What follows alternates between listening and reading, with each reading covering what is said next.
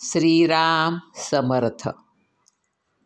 जयाचा जनी जन्म नामार्थ झाला, जयाने सदा वास नामात केला. जयाच्या मुखी सर्वदा नाम कीर्ती, नमस्कार त्या ब्रह्मचैतन्य मूर्ती. जय जय रघुवीर समर्थ. सद्गुरू श्री ब्रह्मचैतन्य गोंदवलेकर महाराज यांचं प्रवचन. 22 जानेवारी. भवसागर तरुण जाण्यासाठी नाम हेच साधन. नाम हे स्वतः सिद्ध आहे, म्हणूनच ते अत्यंत उपाधिरहित आहे. नाम घेताना आपण पुष्कळदा त्याच्यामागे उपाधी लावतो. उदाहरणार्थ, आपण ऐहिक सुखाच्या प्राप्तीकरता नाम घेतो, किंवा मी नाम घेतो ही अहंकाराची भावना बाळगतो. या उपाधीमुळे आपल्या प्रगतीला बरेच अडथळे येतात. म्हणून नामाकरिताच नामस्मरण करावे, आणि तेही सद्गुरूच आपल्याकडून करवून घेतात या भावनेने करावे. त्या योगाने अहंकार नष्ट होऊन शरणागती येईल. शरणागती यायला रामनाम हाच रामबाण उपाय आहे, तो आपण करावा. नामाचा महिमा वाचेने सांगणे अशक्य आहे, पण हे सांगण्याकरता तरी बोलावे लागते इतकेच. मनुष्य प्राणी भवसागरात गटांगळ्या खातो आहे.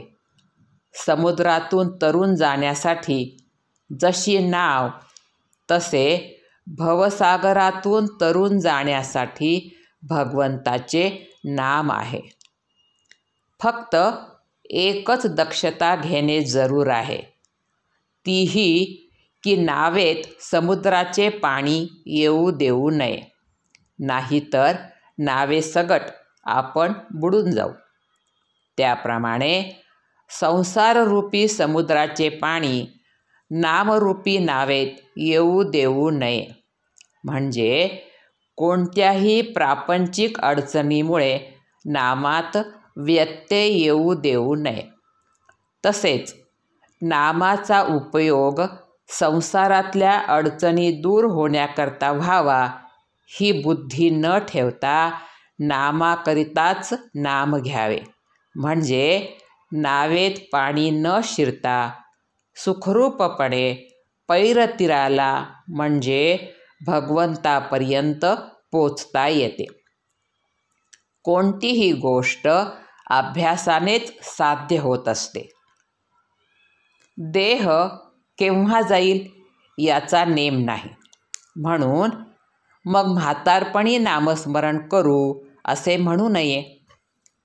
अगदी उद्यापासून नामस्मरण करू म्हटले तर उद्याची तरी खात्री आहे का?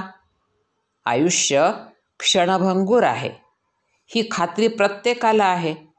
म्हणून तर प्रत्येकजण आयुष्याचा विमा उतरवतो. लग्नाला आलेल्या पाहुण्याला लग्न कसे पार पडेल ही काळजी नसते, पण घरातल्या माणसाला फार काळजी वाटते. आपल्या प्रपंचात आपण पाहुण्यासारखे वागूया. देहादिक सर्व रामाला अर्पण करून निश्चिंत होऊया.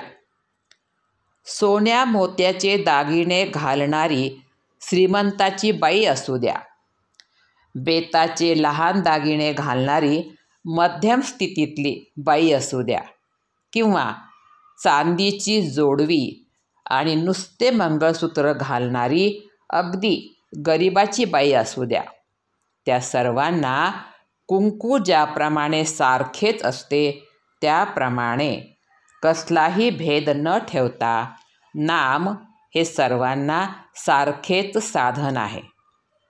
सूर्य हा फक्त प्रकाश देतो, पण त्यामुळे अंधार आपोआप नाहीसा होतो. तसेच नाम हे भगवंताचे प्रेम वाढविते. मग आपले दोष आपोआपच नाहीसे होतात. भगवंताचे अस्तित्व आपल्याला जास्त पटत चालले किंवा भगवंताच्या कर्तृत्वाची साक्ष जास्त जास्त अनुभवास येऊ लागली की परमार्थामध्ये आपली प्रगती झाली असे समजावे. आजचे बोधवचन. जगण्याकरता श्वास घेणे जसे मनुष्यास जरुरीचे आहे, तसेच भगवंताच्या भेटीसाठी प्रत्येक श्वासाबरोबर नाम घेणे अगत्याचे आहे. जानकी जीवन स्मरण. जय जय राम. श्रीराम समर्थ.